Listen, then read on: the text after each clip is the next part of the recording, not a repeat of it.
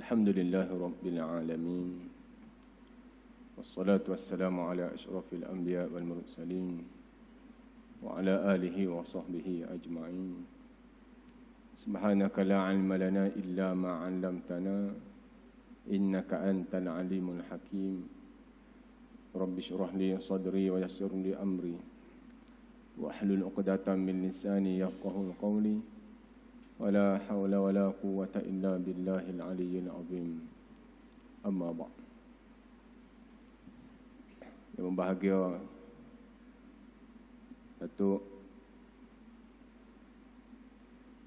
seluruh ahli jawatan kuasa, tuan-tuan imam, muslimin sedang dimaafkan dan dirahmati Allah Subhanahu wa taala. Alhamdulillah. Alhamdulillah, alhamdulillah.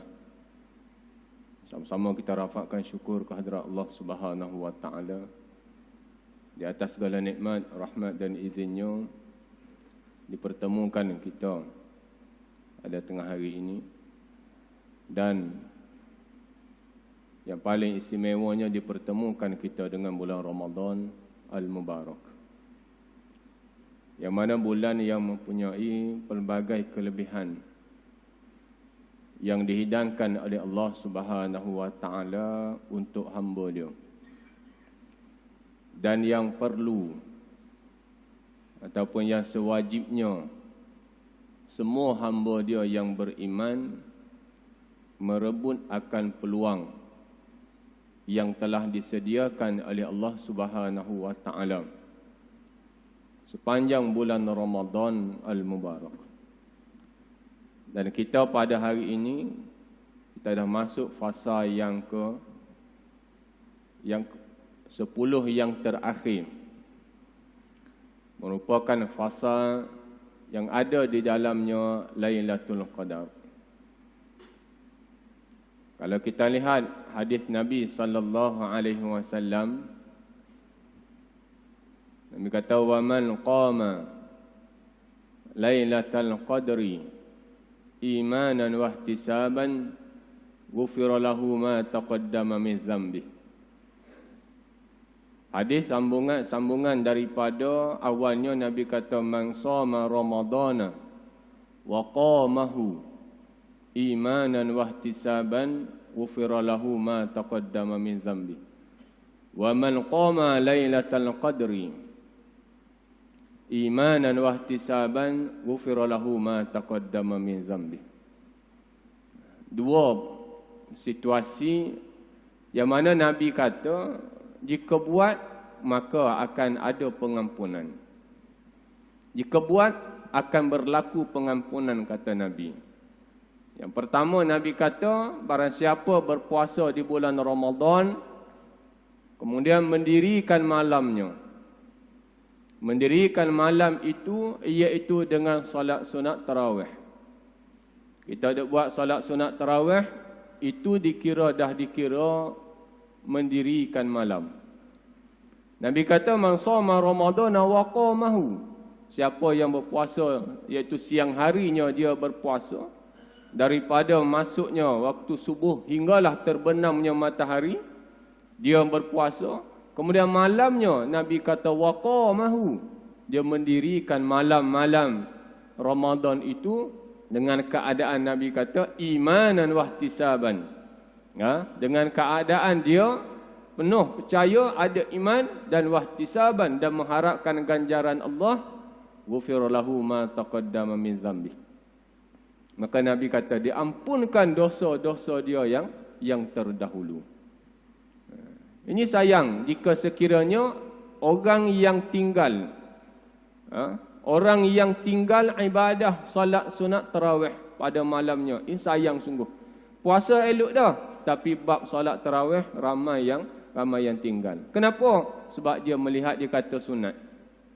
Walhal di bulan Ramadan segala amalan sunat adalah dinilai sebagai wajib. Segala amalan sunat adalah diberi ganjaran seperti mana melakukan ibadah yang wajib. Jadi ramai orang tak faham dengan keadaan solat sunat tarawih ataupun ibadah-ibadah sunat yang lain itu adalah merupakan menyamai ibadah wajib di bulan-bulan yang lain. Itu yang pertama yang merupakan penawaran ataupun hidangan yang Allah Subhanahu wa taala sediakan kepada seluruh hamba-Nya yang beriman. Seluruh hamba yang beriman, maka dialah Allah tawarkan. Kerana Allah beritahu awalnya, ya ayyuhallazina amanu kutiba alaikumusiyam. Allah sebut orang yang beriman. Allah tak sebut orang lain. Allah sebut orang yang beriman. Jadi kita melalui fasa 20 terawal kita dah lalui. Dan insya-Allah semua yang ada kita ini tak pernah tinggal solat sunat tarawih. Dan mudah-mudahan apa yang kita buat itu ada pengampunan dari Allah Subhanahu wa taala. Kemudian Nabi kata lagi, wa man qama lailatal qadri imanan wa ihtisaban ghufira lahu ma taqaddama min dhanbi. Dan barang siapa yang bangun ataupun mendirikan malam Lailatul Qadar itu dengan keadaan imanan wa ihtisaban, ghufira lahu ma taqaddama min dhanbi. Dia akan diampunkan dosa dia yang terdahulu. Dua hadis ini dah cukup dah. Dia satu hadis je tapi dua rangkap. Dah cukup dah bagi kita untuk kita memanfaatkan masa ataupun peluang yang Allah Subhanahu wa taala berikan kepada kita di bulan Ramadan Al-Mubarak. Kita sedia maklum tahu akan kelebihan beribadah di malam Lailatul Qadar. Tak, kita sedia maklum. Dan kita pun selalu dengar akan surah Al-Qadar. Lailatul Qadri khairum min alfi syahr. Yang mana malam Al-Qadar itu, malam Lailatul Qadar itu lebih baik daripada 1000 bulan. Kalau kita convert kepada tahun, dia akan jadi 83 tahun lebih. Kalau kepada hari, dia akan jadi 30.416 hari kalau tak silap. Daripada 83 tahun itu. Kita beribadah satu malam. Satu malam je kita beribadah. Tetapi dinilai oleh Allah seperti kita beribadah 30.416 malam. Kalau saya silap mungkin ada yang buat sikit je. 16 atau 26 gitu je. Hari dia. Tapi hakikatnya memang 30.000 lebih. Dengan kita beribadah satu malam. Kalau kita tanya orang ramai semua nak. Tapi bangun je tak. Nak tapi tak bangun. Macam mana nak dapat? Nak tapi tak bangun. Macam mana nak dapat? Tak akan dapat. Begitu juga kalau kita bangun pilih-pilih. Susah juga untuk dapat. Tapi kalau kita bangun direct 10 malam terakhir, maka insya-Allah Allah Subhanahu wa taala kita kenali, iaitu setiap mana selepas kita baca doa selepas azan, akhir sekali itu innallaha la yukhliful mi'ad. Sesungguhnya Allah tidak menyalahi janji. Allah tak menyalahi janji. Bila Allah kata buat begini dapat, maka dapatlah. Bila Allah kata buat begini dapat, maka dapat. Bila Allah kata tinggal tak dapat, maka tak dapatlah. Jadi kita dah masuk dah fasa 10 malam terakhir. Mana masjid, surau akan menganjurkan qiyamul lail. Masjid, surau akan menganjurkan qiyamul lail. Kalau kita tak sempat datang surau masjid pun, buatlah kat rumah. Jadikanlah malam-malam ini sebagai malam yang mana yang akan memadamkan api neraka Allah yang hendak membakar kita di hari akhirat nanti. Jadikanlah dia. Bagaimana? Bagaimana? Sesungguhnya jika sekiranya kita bangun dan menitis air mata kita lantaran takut kepada Allah, maka Nabi kata antara tubuh yang diharamkan oleh Allah Subhanahu wa taala daripada dijilat oleh api neraka adalah tubuh orang yang pernah menangis lantaran takut kepada Allah Subhanahu wa taala. Sebab itu Nabi berdoa. Allahumma rzuqni ainaini tabkiyani min khasyatika qabla an la yakuna ad-dam'u. Nabi berdoa. Nabi kata, ya Allah, rezekikanlah kepada kedua mata ini menangis, kata Nabi. Tabkiyani, menangis kedua-duanya mata ini. Menangis kenapa? Min khasyatik, lantaran takut kepada engkau ya Allah. Nabi doa. Kalau kita fikir logik akal, tak perlu dah Nabi doa. Nah, kalau kita fikir logik akal, tak perlu Nabi doa. Sebab apa? Sebab Nabi maksum. Nabi dijamin syurga. Nabi diharamkan dari neraka. Lengkap dah. Lengkap dah. Tak perlu dah Nabi doa. Tapi tengok, Nabi tunjukkan contoh kepada umat dia. Nabi tunjukkan contoh kepada umat dia. Apa yang perlu dibuat, Nabi tak cakap saja. Tapi Nabi minta dan Nabi buat. Nabi minta. Kerana apa? Kerana air mata yang mengalir lantaran takut kepada Allah adalah merupakan mata yang tidak akan dijilat oleh api neraka. Dan air mata yang menitis itu yang akan memadamkan api neraka jika nak menjilat seseorang itu di hari akhirat. Ini peluang. Peluang yang kita ada, yang mana kerana di 10 malam terakhir ini, biasanya nak bangun malam lebih kuat daripada malam-malam biasa. Lebih kuat. Kerana apa? Kerana masing-masing tahu 10 malam terakhir ini dijanjikan oleh Allah Subhanahu wa taala ganjaran yang cukup besar. Dan sepatutnya ramai orang yang mana bila masuk 10 malam terakhir ini, dia ada kesedaran untuk bangun malam. Seperti mana kita lihat masuknya Ramadan, berapa ramai orang yang sedar dan berapa ramai orang yang ada kekuatan untuk datang ke rumah Allah Subhanahu wa taala.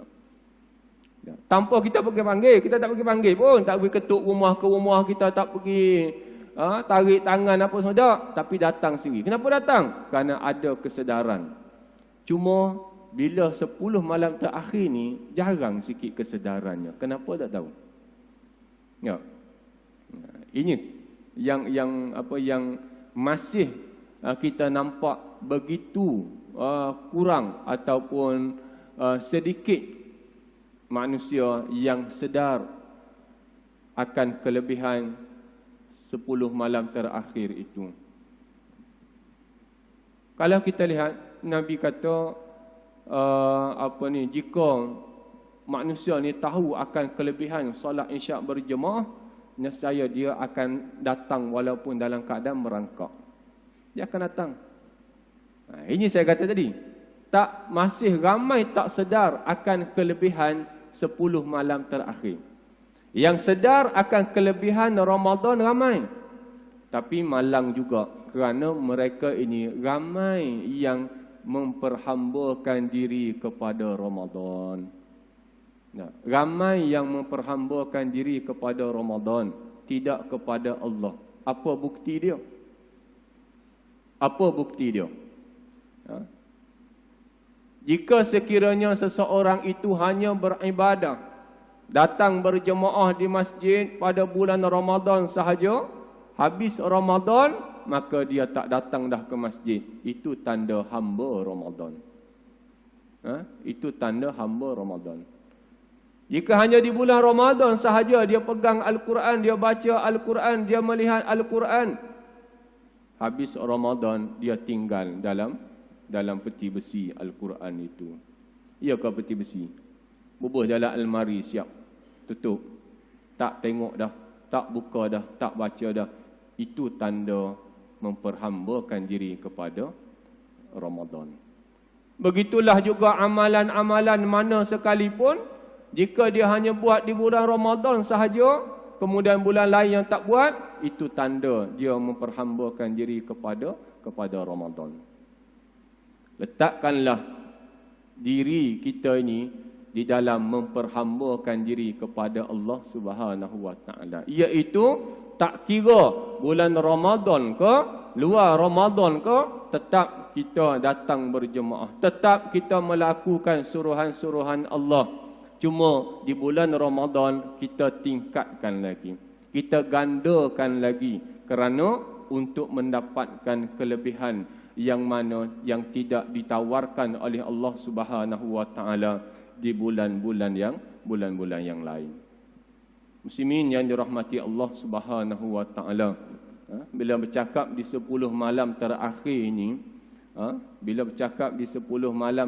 ini, kita minta dengan doa imam untuk berdoa supaya kita ni diberkat di bulan Ramadan, dan kemudian kita ni disempatkan direzekikan dengan Lailatul Qadar. Minta supaya Allah rezekikan kita dengan Lailatul Qadar. Tapi kalau kita tidur manjang, agak-agak dapat ke rezeki itu? Kalau kita tidur manjang, agak-agak dapat tak rezeki itu? Salah siapa? Bulan Ramadan syaitan dibelenggu. Ini menunjukkan bahawa diri kita sendiri itu. Ini menunjukkan diri kita sendiri yang ada masalah. Kerana tak boleh bangun. Walaupun hanya sesingkat, kita bangun pukul 5 ke tak apalah. Nak bangun awal kita tak terdaya contohnya, kan? Katakan tak terdaya bangun awal, bangun pukul 5.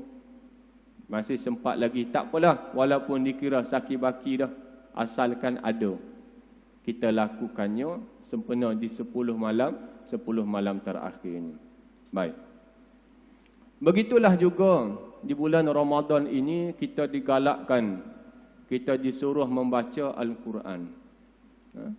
Kita disuruh membaca Al-Quran.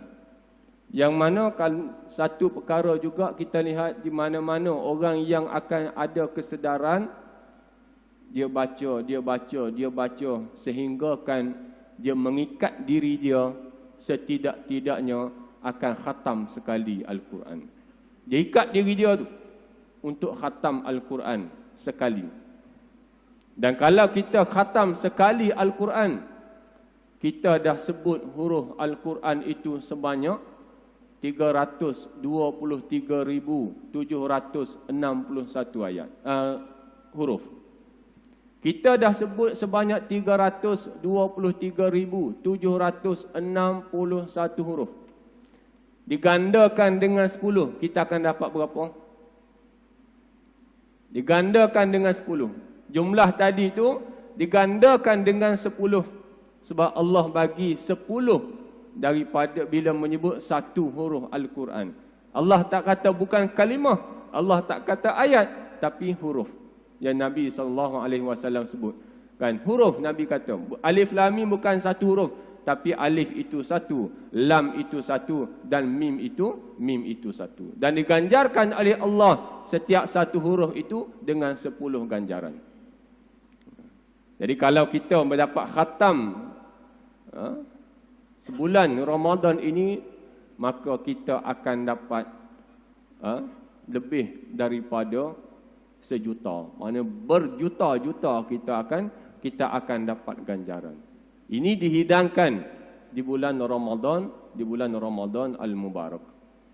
Tuan-tuan yang dirahmati Allah Subhanahu wa taala, yang kita lihat pun bulan Ramadan adalah bulan Al-Quran. dikenali sebagai bulan Al-Quran. Kita baru menyambut 17 Ramadan, iaitu nuzul Al-Quran.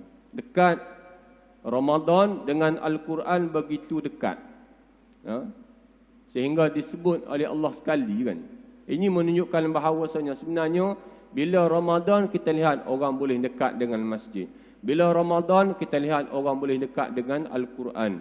Bila Ramadan orang boleh dekat dengan perkara-perkara sunat, sedekah, solat sunat dan sebagainya. Kenapa begitu? Inilah nama dia madrasah. Dia mengajar kita sebenarnya Ramadan ini. Dia mengajar kita ke arah perkara berikut. Jadi sebab itulah dengan kemasukan Ramadan Al-Mubarak ini tak dapat tidak kita kena manfaat dengan sepenuhnya. Kita minta 2 bulan sebelum Ramadan, kita minta bermula bulan Rejab. Kita minta sama ada kita sendiri yang doa ataupun kita mengaminkan doa imam. Kita minta, Allahumma barik lana fi Rajab wa Sya'ban wa ballighna Ramadan. Kita minta daripada bulan Rejab lagi supaya disampaikan ke bulan Ramadan Al-Mubarak. Apakah penilaian jika sekiranya kita minta begitu panjang 2 bulan, tiba-tiba kita tidak mengambil kelebihan itu? Apa sebenarnya yang kita boleh nilai kepada seseorang yang meminta itu? Lama minta tu. Orang minta sesuatu dengan kita 2 bulan dia duk minta. Lalah kita bagi kat dia. Dah 2 bulan dah dia minta, kita pun bagi. Bila kita bagi, tengok dia campak je. Apa perasaan kita? Bagaimana kita dengan Allah jika kita duk minta, sama ada kita minta sendiri ataupun kita mengaminkan doa imam? Bagaimana kita dengan Allah Subhanahu Wa Taala jika kita tidak betul-betul manfaatkan waktu, peluang, hidangan yang Allah Subhanahu Wa Taala sediakan di bulan Ramadan Al-Mubarak ini. Baik. Sidang jemaah yang dirahmati Allah Subhanahu Wa Taala, satu perkara lagi yang dalam keadaan kita duk mencari, merebut peluang, mencari pengampunan, mencari rahmat, mencari merebut peluang pembebasan daripada api neraka Allah. Kita jangan lupa daripada mengawasi diri kita supaya apa yang kita buat ini dinilai oleh Allah Subhanahu Wa Taala. Iaitu satu hadis Nabi SAW. Nabi kata, "Man lam yada' qaula zur wal 'amala bihi, falaysa lillahi hajatun an yada'a ta'amahu wa syarabahu." Nabi kata, sesiapa yang tidak meninggalkan perkataan sia-sia, mengata orang, mencaci orang, mengeji orang, ada je nak kata begitu begini, maka Nabi kata apa dia? Falaysa lillahi hajatun. Maka Nabi kata, tak ada, Allah tidak berhajat langsung ayyada'a ta'amahu wa syaramahu, terhadap yang dia tinggal makan dan minum. Maknanya apa dia? Jika seseorang itu berpuasa tapi dalam masa yang sama tutur kata dia tak jaga, duk mengata orang itu, mengata orang ini, maki orang tu, maki orang ini. Kalau dia tak jaga tutur kata, Nabi kata Allah tidak berhajat langsung untuk menilai puasa dia itu. Kita menahan lapar dan dahaga daripada pagi sampai ke maghrib. Tiba-tiba tengok di hadapan Allah, tengok kosong. Kenapa tuan-tuan? Jika sekiranya ada mengatakan perkara-perkara yang disebut tadi, maka kata Nabi SAW, Allah tak nilai langsung. Yang inilah yang Nabi kata, antara puasa seseorang yang dia dapat hanya lapar dan dahaga sahaja. Kena jaga tutur kata. Dan hari ini pula kena jaga jari. Ya. Jari yang mana jari antara hari ini senang ataupun lebih cepat daripada lidah. Cepat jari hari ini, tekan satu je pergi kepada beratus orang. Malah dia boleh pergi kepada beribu orang untuk membacanya. Jika sekiranya apa yang kita sebarkan itu adalah sesuatu yang mana yang tidak menepati syarak, sama ada fitnah ataupun kecaman dan sebagainya lah. Nah, mana-mana pertuturan yang dikatakan oleh Nabi iaitu yang sia-sia. Ini kita kena jaga demi memastikan puasa kita dan ibadah-ibadah kita di bulan puasa ini ada nilai di sisi Allah Subhanahu wa taala. Kita kena jaga. Dan jangan jaga kita sahaja, maka hendaklah jaga kepada ahli keluarga kita. Nah, bertepatan dengan ayat Allah, qu anfusakum wa ahlikum nar.